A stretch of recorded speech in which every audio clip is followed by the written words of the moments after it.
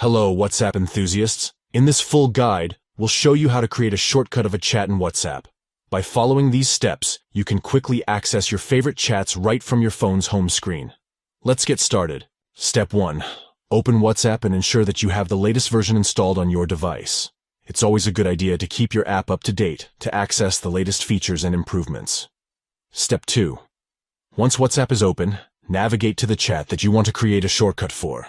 Choose the chat that you frequently interact with and would like to have quick access to.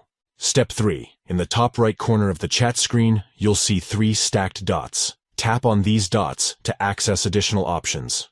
Step 4. From the Options menu, locate and tap on More. This will open up a submenu with additional settings and options. Step 5.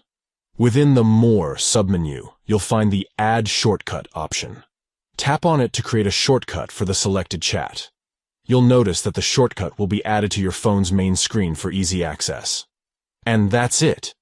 You have successfully created a shortcut of a chat in WhatsApp. We hope you found this full guide on creating chat shortcuts in WhatsApp helpful.